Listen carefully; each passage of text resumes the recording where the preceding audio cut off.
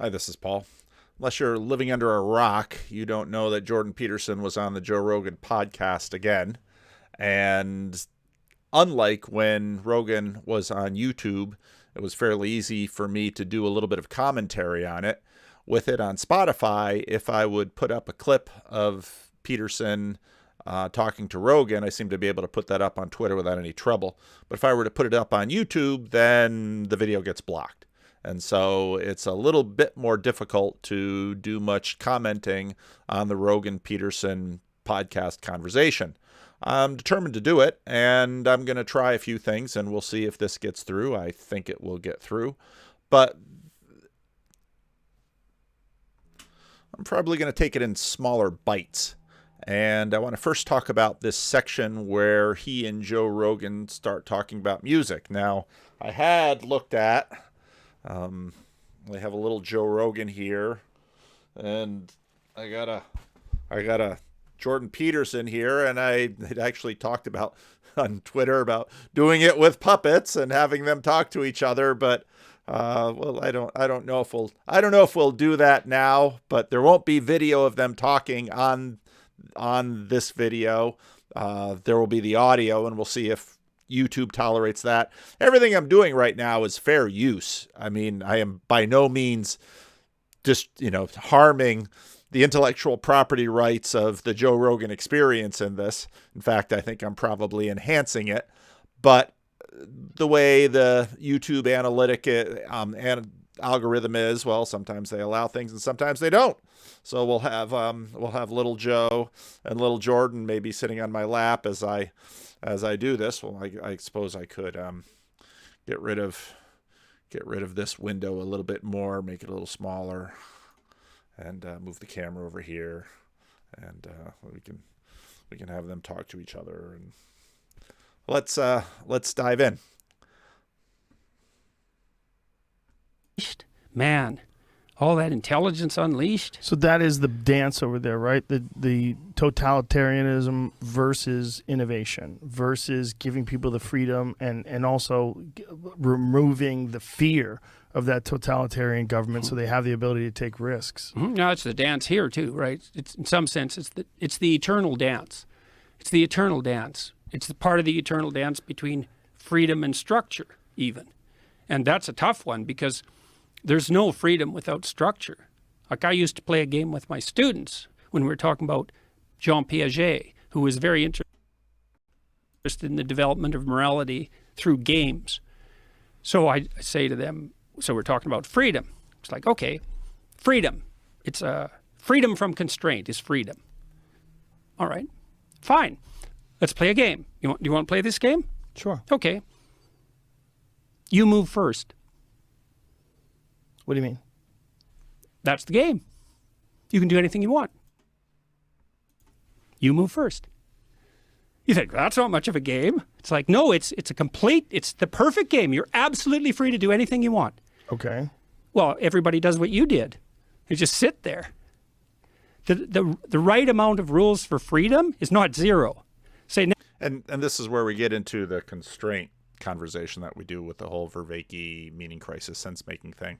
Now I put a chessboard in front of you and you think, oh my God, all the limitations. I can't throw a basketball on the chessboard, which you certainly can't, not if you're playing chess.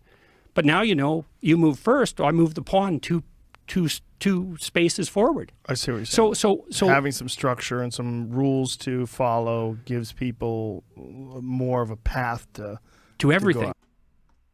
Yeah. And so and I think this is modeled by music. And this is really worth knowing. This like almost took the top of my head off when I realized it. And now we've talked about this on the channel before. We had Drew on who talked about music, and we talked about music a fair amount. And I thought this was a good section. Now let's just keep going before I tell you what I'm going to do. It took me about 4 months of thinking to figure this out because when I was in graduate school at McGill, I became really interested in the reality of evil, and I was very interested in the viability of nihilistic beliefs. Now that's interesting right there, the viability of nihilistic beliefs. And I think we spend a lot of time talking about the believability that being is good, that creation is good, and not simply chaotic. So the viability of nihilism is really an interesting idea and an interesting subject. Why bother if everything's going to disappear in 100 years? Now, I had a colleague just recently, after 4 years of this, he's sort of been following what I'm doing, and he sent me a message today basically saying, can you sort of tell me why the interest in Jordan Peterson? It's like, I've spent 4 years, so I sent him some links to some of the conversations, because actually a better way for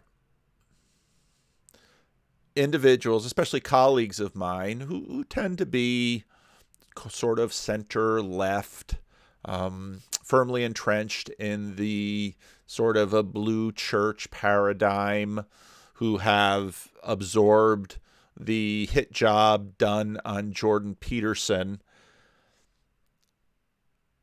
Part of the reason I send them links to especially early conversations I started doing in 2018 with individuals was it was fairly easy to see the pattern of nihilism-induced depression, and how listening to enough Jordan Peterson, especially the biblical series, tended to lift that from people.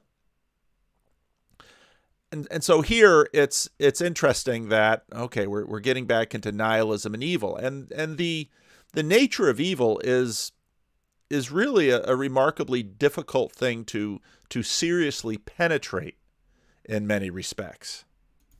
Who cares? Life, it's meaningless. When I was in graduate school at McGill, I became really interested in the reality of evil, and I was very interested in the viability of nihilistic beliefs. Because how can they be viable over time if being is good? And in many ways, the question of the problem of evil is exactly that.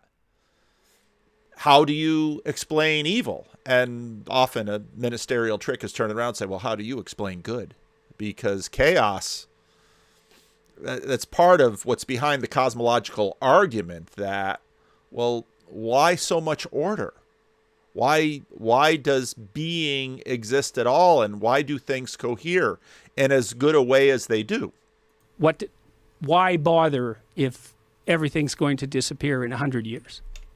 Who cares? Life, it's meaningless. In the final analysis, life is meaningless. Right. Okay, well, you can make a credible case for that. Now, it's a upsetting case, because once you accept that, first of all, you're anxious and hurt by it. So that's not so good. And second, it kind of makes you aimless. And that's part of nihilism. It's like, you're anxious and upset, but you're also aimless. Because why bother? And fair enough, but you can make a credible case for it. But then I thought, well, when that gets out of hand, maybe you're nihilistic because you're mortal and life ends in death. So you're sort of nihilistic because of suffering. And so then you become nihilistic as a logical response to that. And then what happens? And then what you see is that nihilistic people definitely make suffering worse. Definitely. Now this is key here too, because not only does nihilism not scale over time in terms of being, we might have moments of it and we might be struck by it in a moment, but it's really hard to live with. And so, and not only is it hard to live with, and this is sort of where Piaget and when Peterson sort of talks about this equilibrated state, it's almost impossible to have any kind of community around it. And I think this is part of the tell of good. In poker, you have tells. They're just these subtle movements or a poker player might have.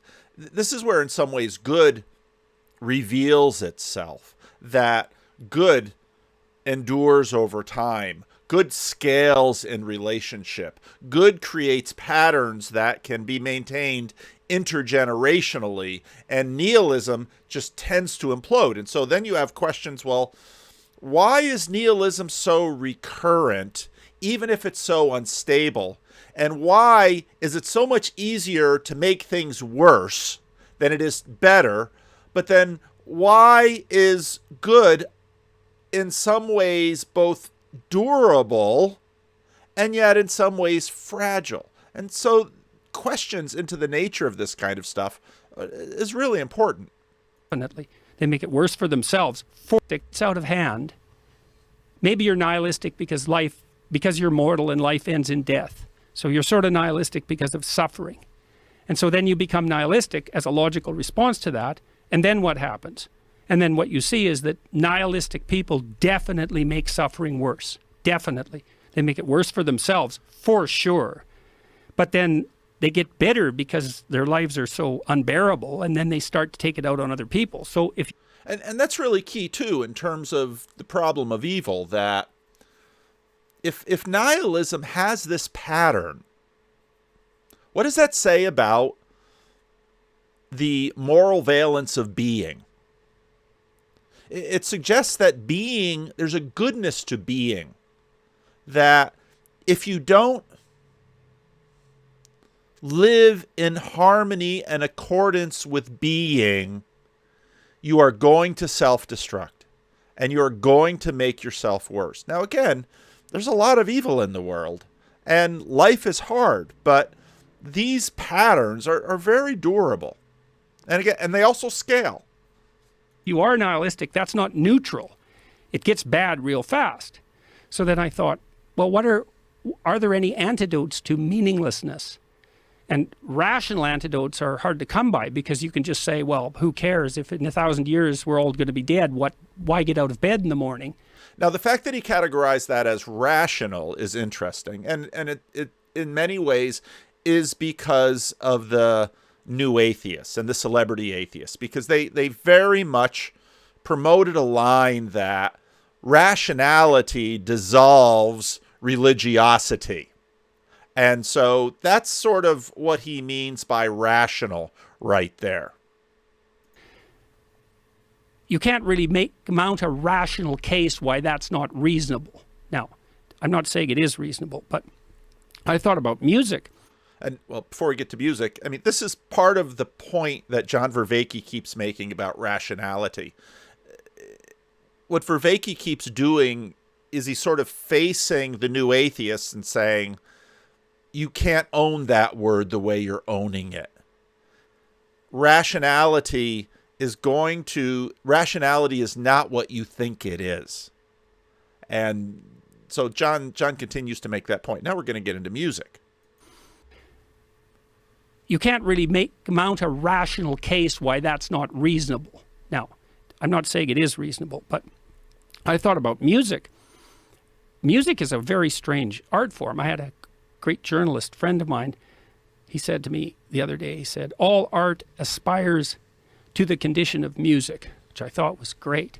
It is great. And just as with so many things, Jordan Peterson is a fast talker, not necessarily in terms of his rate of speed, but a lot of what he says, if you slow it down and you think about it, there's a lot there. And that's why a lot of these people that are just sort of simply dismissive of him, they're not paying attention. I've also noticed that a lot of other pastors and Christian YouTubers are doing little commentary on his things now. And hey, more power to you, but most of the time it's just sort of a tribal validation game where we says, oh, Jordan Peterson said this, so he agrees with us, so we're right. Oh, okay. You can play those tribal validation games all over the place, but I think they're pretty shallow and not fun. Music, well let's have him say it. This quote again that he has. But I had a great journalist friend of mine. He said to me the other day, he said, all art aspires to the condition of music. And now think about that. All art aspires to the condition of music. Well, why? We've been talking about beauty quite a bit on the channel. And beauty has this category of, it doesn't need a secondary form of validation. It has its own end. And whereas good taste, so Byrne has put me on to reading Lewis's book on criticism, which I've just started, and it's very good, and actually gets to this point. Whereas you can develop taste in music. Music is more accessible than almost every other form of art, and that's why all other arts sort of aspire to it. We take to music very easily. And again, you can refine your taste in music. But music scales like very few things do. And I think that's part of the reason, thinking about Protestant Christianity, and when Paul Anleitner says, in a lot of churches in America, music is pretty much a sacrament. And he's not wrong, because I think about music now quite often when I'm singing on Sunday, and I was just thinking of this Sunday again, what a powerful thing it is that we're doing in church, binding us all together, doing this stuff that music does. It's enormously powerful. I thought was great. But music, you think about the revitalizing effect music continues to have in our culture, especially among young people, and that's really, really been the case since the beginning of the 60s. It's like we got more nihilistic and less religious and all of that. Now, right there, we got more nihilistic and less religious, but our culture became more secular and more rational, more materialistic. And at the same time, the power of music as a cultural phenomenon just grew and grew and grew and grew. Why? A lot of that was technology. You had records, you had radio, and I'm old enough to remember when in the 70s you could get, transistor radios. And then, of course, in the 80s, you'd be wired for sound, as they'd say. You could get a Walkman and put on a headphone. You could get a little 45, and then you could get an LP, and then you could get a CD. It's through most of human history, if you wanted to enjoy music, it had to be performed. And now there continues to be a power in performed music. And we know this in church, because there are many small churches that just use music out of a CD or off the computer, and people sing along with music that's just in the sanctuary. But I remember talking to my friend Tim Blackman when he was once a month he would come down and do music with us, because Tim is a terrific musician. But I remember, because we were, as a small churches really struggle with music. And he was talking about that. He was saying, yeah, you can use recorded music, but well, why is that? Why is recorded music so less than live music, even if, let's say, the quality of the recorded music, it's been professionally mastered, you've got professional musicians, yada, yada, yada. And especially when you bring in the vocals, it really is disturbing in terms of what church is like. I mean, even if it's performed in the room badly, it's better than if it's recorded. Now this point that Peterson makes, that here, music has, since you have the phonograph, and then, of course, in the 60s, with the 50s and 60s, with vinyl and LPs and CD. I mean, many places in the culture, you can't go without being immersed in music. If you go to a theme park, if you go to Disney, they are pumping music everywhere you go. And it's a serious place where they're trying to create happiness.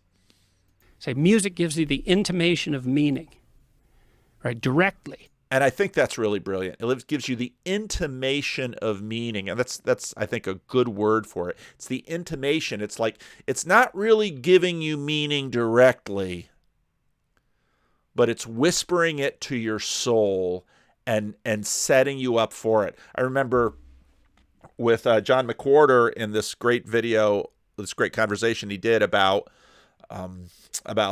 racism. He says, What would it look like when America comes to terms with its racism? And he says, you can imagine a soundtrack. You can imagine a soundtrack. It's the intimation of meaning. So I used to watch punk rockers. I went to a Ramones concert once, which was really fun. We were up in the second floor of this theater in Montreal, and the Ramones were playing on stage like 100 feet away with their huge stadium equipment. It was so loud in there. Like I had to listen to the whole concert with my ears plugged, and I was still like 3/4 deaf for 3 days. And beneath us on the stage, sort of in front of the stage, there was a flat place, and all these punks were down there smashing into each other and doing this really rough dance. And I thought, this is so cool. We got all these nihilistic punks in here, like half beating themselves up, dancing, and being taken in by this rough music that gave them, even in their aggressive nihilism, a sense of meaning. I thought that was so cool. And now again, this gets into the why is nihilism so fleeting, and it always has to it keeps bumping into the durability of the goodness of being. You get a sense of this if you read C.S. Lewis's Screwtape Letters, that in a sense the devils in Screwtape Letters always have to cheat because they don't really have much solid to work with. All of the strength that they have must be borrowed from goodness in order to pursue their evil ways. And it's for that reason that nihilism just can't endure, that joy and goodness and beauty are pervasive, and nihilism is just here for a moment. And it's for that reason, but yet at the same time, it's present. And so you get the sense that the major theme, I wrote this piece about hell a number of years ago. Wrote this in 2006. Hell is undoubtedly one of the most difficult topics for Christians to discuss. The bottom line that hell establishes is that the fall didn't bring loss that even God won't undo. Evil brings consequences that even the cross does not erase. The word is difficult. Where do I want to get into this now? If Jesus is on record as talking about hell the most, I think it's important that we pay closer attention to exactly how Jesus talks about hell. In the evangelical church, we have long talked in a way that assumes hell to be a baseline condition. There are good reasons for this. Historically, we experience fall before grace. We imagine our jeopardy before we see our salvation. The order of the Heidelberg Catechism for enjoying our salvation is misery, deliverance, gratitude. Evangelistically, our modus operandi has been a presumption of a person's lost estate and our attempt at declaring good news. Not all of this is bad, and much of it is well-founded. At the same time, I think it has... I just triggered a whole bunch of you. I know I did. I can't say hell and trigger you, Luke. I just... It's the way it is, Luke. I know. At the same time, I think it has set within our minds a deep assumption that perdition is foundational and joy derivative. And I think that's one of the most problematic aspects of the contemporary cosmology, that chaos is foundational and order derivative. Oh no. That punishment is the rule and grace the exception. I think this is wrong and should be undone. Blessedness, goodness, purity, and joy are in fact eternal. Rebellion, corruption, loss, and anguish can never be eternal. The most they can be is everlasting, and that's at most. And that, of course, is really the fight about annihilationism or universalism. I mean, the question is, how long will this present nihilism and evil endure? And it can't endure for long because it always needs to borrow its strength from goodness. So why does music do that? That's a good question, because people think of music as a non-representational art. It doesn't represent anything. It's not like a drawing or a picture or even dance where you can act something out. Really? Non-representational. I don't agree with that. Like, what do you mean by music being non-representational? Well, it's not a picture of anything. Right, but it represents the feeling of the person who puts out the lyrics. Yeah, the feeling of the person who composes the music. True, it's got emotional content. That's fair enough, because there's unhappy music and there's happy music, minor keys and major. And definitely, it plays on emotions, for sure. But it still doesn't represent anything like a picture represents it, let's say, or a sculpture. That's all I mean. Okay. Not that I didn't say it was without content. I see what you're saying. But you said representation. Yeah. But Well, you could say it represents emotions, and fair enough. Yeah. But And this gets at, well, what is real? Well, it's non-representable. Well, it doesn't represent a world full of objects. I was thinking more like a picture of an actual thing. Okay, so let's think about what music is. First of all, it's a pattern. So non-patterned music is noise. It's a pattern. But then it isn't one pattern. It's multiple patterns layered on top of one another in a harmonious manner, and in a manner that indicates, in some sense, communication between all the patterned layers, because they have to go together. And so, what's the world? Well, the world's made of objects. It's like, no, it's not. It's made of patterns. So music is just like the world, because the world's made of patterns. And then music has layered patterns that are all moving together in a harmonious manner. And so what do you do when you hear that, especially if it's got a beat? Well, then you move your body, and you want to, right? The music calls to you to move your body. The pattern invites us to the dance. So now you're moving your body in sync with the patterned layers of the world. That's meaning. And then there's more to it. So that's so cool. Is music is an analog of the structure of existence itself. And it calls to you to take part in that. And then, so maybe you dance by yourself, or maybe even better, you dance with someone else. And so then you both bring your bodies into this patterned relationship with this multi-layer harmony together in a spontaneous way, indicating that you can both play and are therefore potentially trustworthy future mates. It's an invitation into fruitful participation. Go back to my conversation with Dr. Jim. That's unbelievably cool. And birds dance. It's not just human beings, you know. So look at the little video I made with the we pulled in Peterson and the Weinstein and Haying, and then the conversations on beauty that I posted last week. So this is a deep thing. And then music does something else too. It puts you on the border between chaos and order, because a boring song does exactly what you expect it to do and gets dull very quickly. And an unlistenable song is so random you can't follow it. And what this putting us on the border of chaos and order really does is sort of give kind of an intuition for the pursuit of a telos, of a goal, of a victory, of an end. Too much. If we're not right there on that border of chaos and order, then we don't feel like we're making progress towards whatever it is we believe we should be pursuing. And so what you want is predictability with a leaven of unpredictability. And then that puts you right on the edge. That's the zone of proximal development. Vygotsky discovered that. Like a Hendrix song. Yeah, like a Hendrix song. Well, any great music does that. But I mean, Hendrix has so much creativity inside the structure of the song, because there's riffs that he'll do. Right. And everyone loves, oh man, I went to this bar in Nashville. This band was playing Kelly's Heroes, a great guitarist, the best guitar. This brilliant guitarist just goes way out on a limb. And everybody in the crowd, it was so fun to be there. They're just thrilled to death because they're watching this man doing the same thing that surfers do. He's like dancing on the edge of chaos and order in this virtuosic manner.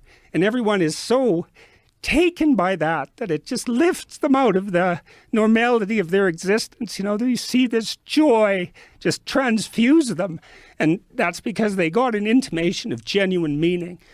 And it's not amenable to rational criticism, which is the thing that I thought that struck me as so miraculous about music, and why it has this element of salvation. It's like it puts you directly in touch with the meaning that sustains you in life directly, and it shows you what that would be, which is something like to observe the harmonious interplay of the patterns of being stacked on top of one another, and then to bring yourself into alignment with that, which is what yogis strive to do, and what disciplined athletes strive to do, and what we celebrate in athletics. And it's all a reflection of the same thing.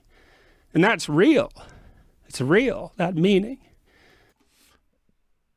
You got a taste of the Jordan Peterson getting a taste of the sacramental, even without any music, just a vision of the way that music can invite us into the great dance. And what this made me think of is the Silmarillion.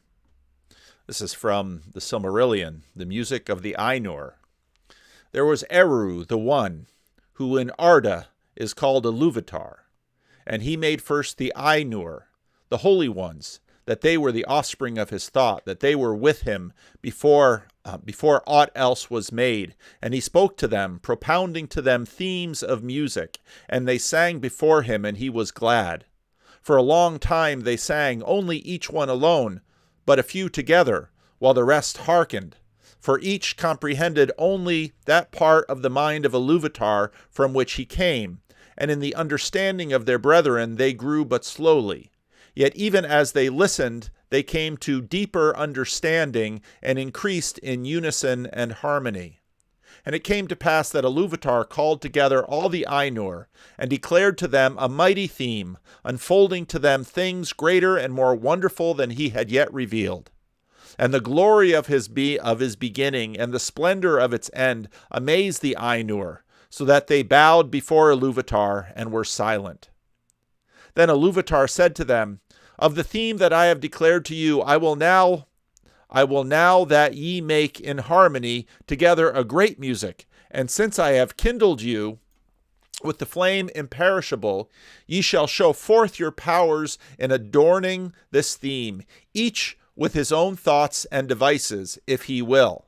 But I will sit and hearken, and be glad that through you great beauty has been wakened into song. So you see, Iluvatar starts singing, creates the Ainur, and creates the Ainur so that they can take the song and continue to develop the song. And so in that way, in a sense, glory is multiplied and strengthened and greatened. The voice of the Ainur, like unto harps and lutes and pipes and trumpets and viols and organs and the like, unto countless choirs singing with words, began to fashion the theme of Iluvatar to great music, and a sound arose of endless interchanging melodies woven into harmony that passed beyond hearing into the depths and into the heights, and the places of the dwelling of Iluvatar were filled to overflowing. Then the music and the echo of the music went out into the void, and it was not void. Never since have the Ainur made any music like this music, though it has been said that the great still shall be made before Iluvatar by the choirs of the Ainur and the children of Iluvatar after the end of days. Then the themes of Iluvatar shall be played aright and take being in the moment of their utterance, for all shall then understand fully his intent in their part, and each shall know the comprehension of each, and Iluvatar shall give to their thought the secret fire, being well pleased. But now Iluvatar sat and hearkened, and for a great while it seemed good to him, for in the music there were no flaws. But as the theme progressed, it came into the heart of Melkor to interweave matters of his own imagining that were not in accord with the theme of Iluvatar. For he sought therein to increase the power and the glory of the parts assigned to himself. To Melkor, along with Ainur, had been given the greatest of gifts of power and knowledge, and he had a share in all the gifts of his brethren. He had gone often alone into the void, seeking the imperishable flame, for desire grew hot within him to bring into being things of his own. And it seemed to him that Iluvatar took no thought for the void, and he was impatient of its emptiness. Yet he found not the fire, for it is with Iluvatar. But being alone, he had begun to conceive thoughts of his own, unlike those of his brethren. Some of these thoughts he now wove into his music, and straightway discord arose about him. And many that sang nigh him grew despondent, and their thought was disturbed, and their music faltered. But some began to attune the music to his rather than to the thought which they had at first. This, you can see their fall in terms of the music now. The discord of Melkor spread even wider, and the melodies which had been heard before foundered in a sea of turbulent sound. But Iluvatar sat and hearkened unto it, seemed that about his throne there was a raging storm, as of dark waters that made war one upon another in an endless wrath that would not be assuaged. Then Iluvatar rose, and the Ainur perceived that he smiled, and he lifted up his left hand, and a new theme began amid the storm, like and yet unlike the former theme, and it gathered power and had new beauty. But the discord of Melkor rose in uproar and contended with it. And again there was war of sound more violent than before, until many of the Ainur were dismayed and sang no longer, and Melkor had the mastery. Then again Iluvatar rose, and the Ainur perceived that his countenance was stern, and he lifted up his right hand, and behold, a third theme grew amid the confusion, and it was unlike the others. For it seemed at first soft and sweet, a mere rippling of gentle sounds in delicate melodies, but it could not be quenched. And it took to itself power and profundity. And it seemed at last that there were two musics progressing at one time before the seat of Iluvatar, and they were utterly at variance. The one was deep and wide and beautiful, but slow and blended with immeasurable sorrow, from which its beauty chiefly came. You can think of C.S. Lewis and his Sensuch. The other had now achieved a unity of its own, but it was loud and vain and endlessly repeated, and it had little harmony, but rather a clamorous unison as of many trumpets braying upon a few notes. And it essayed to drown the other music by the violence of its voice, but it seemed that its most triumphant notes were taken from the other and woven into its own solemn pattern.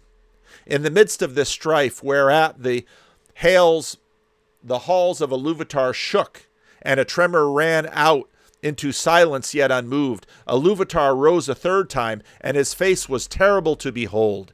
Then he raised up both hands, and in one chord, deeper than the abyss, higher than the firmament, piercing as the light of the eye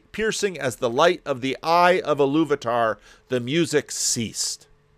Then Iluvatar spoke, and he said, "Mighty are the Ainur, and the mightiest among them is Melkor.